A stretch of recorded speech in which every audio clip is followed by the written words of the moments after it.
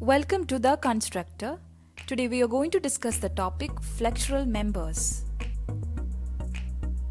Flexural members or so-called bending members are structural elements that are subjected to transverse loads.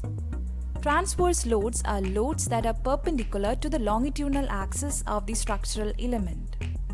One of the common examples of flexural members are beams, as shown in the figure. When a beam is subjected to transverse load, it undergoes bending. Other examples of flexural members seen in construction are beams, joists, slabs, girders, lintels, and spandrels.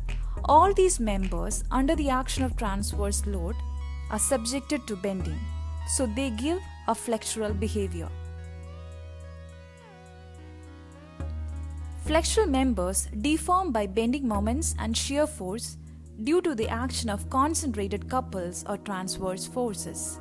If we consider a simply supported beam which is subjected to a point load of W and the span of the simply supported beam is L, if we draw the bending moment and shear force diagram, we get the maximum bending moment at the center of the point load location as WL by 4 and the shear force value at the ends as W by 2.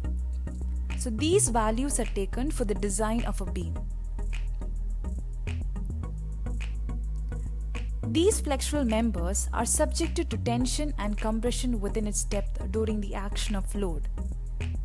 If we again consider a simply supported beam which is subjected to a transverse load, the top fiber of the beam experiences compression and the bottom fiber experiences tension.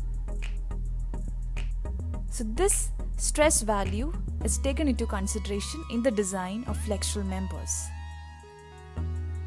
Some of the common application of flexural members in civil engineering are in bridges, staircase, retaining walls, foundations. Flexural members take different cross sections like rectangle, box, T, L and I shape. Hope this video was informative. For more such informative videos, subscribe to VIP membership of The Constructor. Thank you.